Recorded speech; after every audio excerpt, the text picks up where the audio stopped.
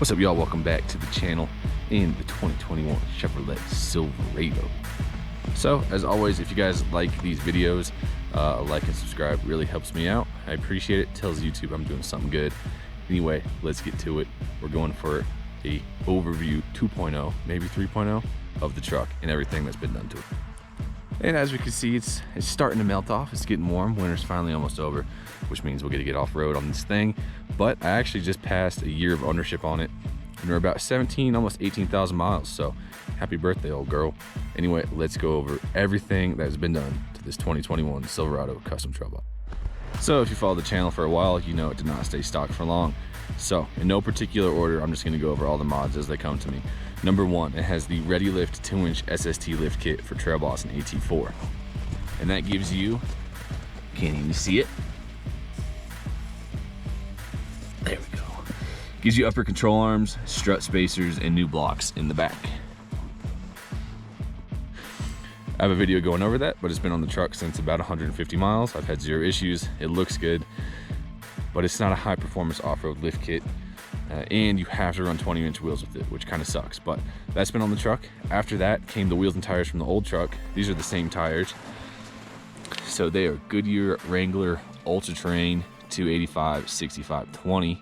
So these tires were on the black truck and then onto this truck. So they're breaching probably around 40,000 miles now. And they were on Moto Metal MO 970s, but I switched those out for 20x10 negative 18 millimeter offset fuel clash wheels.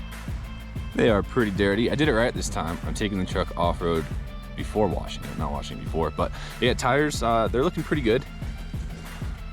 Probably get another year out of them or so. And the wheels, I really like the look of these wheels. Get lots of compliments. Fuel clash and a little bit of poke. So a little bit sticky outy, and that will obviously be accentuated with wider tires, but I think it's a good stance. I really like it. So along with that, we got 5% tint all the way around and the brow up top. This is one thing that I would change on the truck. I wouldn't go 5%. It is just, it's really freaking dark, especially at night, but we have 5% tint. I might redo that at some point, but that's that. Here's a look on the inside. There's the brow. You can see how freaking dark the back ones are. Camera's adjusting, but 5% tint, baby. And just recently had these installed. Well, I installed them with my buddy. The in-channel rain shields, window guards. It was like a 5-minute thing. I didn't even bother filming it, but we got those in channel. Real nice. So next we're jumping under the hood. We have a K&N 63 series air charger cold air intake. That was on the black truck as well, but the dealership gave it back to me. I installed it shortly thereafter, and we put the Blackhawk dry air filter onto it just recently. There's a video on that. So no more oiled filter. We're running the dry filter, and that's pretty much it for under the hood. So next we got a couple things in here. Number one, and I think the most important and likable mod, is the Range Technology AFM DFM disabler. They're 200 bucks and potentially could save your motor, but at least gets rid of the AFM DFM. And then underneath that, tucked away somewhere up there, is the Rough Country Speedometer calibrator. Now obviously you don't need one of these if you're not running bigger tires, but if you are, I think 250 inline module. It's been perfect so far, really like it. Furthermore, on the interior, I got some stuff in here, but the CupHolderHero, I've loved these. I pull them out and just wipe them down real quick. Where are they? They're everywhere. CupHolderHero Inserts, I made a video on that as well. Real easy. I think they're like 40 bucks or something, and they just go in all the little nooks and crannies, add some color, and you can pull them out and wipe them down real easy. And something I've never really touched on, I am running an Escort RedLine EX radar detector. It has GPS in it. I really like this thing. It's great. GPS gives me, it'll auto tag locations like speed signs, so I don't have to mute it every time. It'll also tell you my speed, which is great. And it has on the little plug here, the mute switch, so I don't have to reach up. I can just reach over and mute it from there. So Escort RedLine EX radar detector, great range. This thing has saved my butt more than a handful of times. And can't forget the Ronin factory 50 cal. Got a question on that the other day, so Ronin factory 50 cal bullet antenna from their website, not from Amazon. 50 bucks, I think. Out here in the back, God, it's really dirty. We got Old Glory on the tailgate, so the American flag tailgate letter inserts. I put these things on last summer, and it's been through winter in Colorado, and they're not peeling or anything, so nice job there.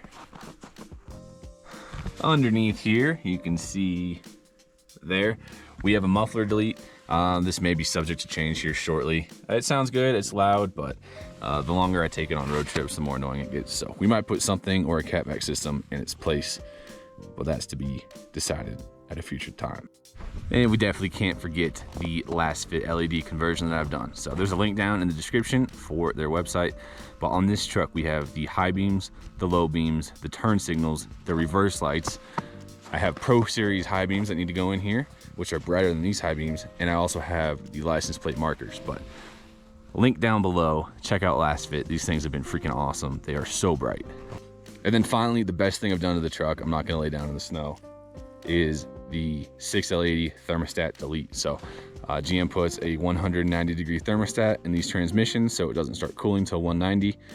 You can get a Superior Transmissions part for 44 bucks and put it in there. And my transmission temps have dropped by 60, 70, 80 degrees. It's awesome. 100% recommend that. All right, so now I think I got everything. 20x10, -18 fuel clash.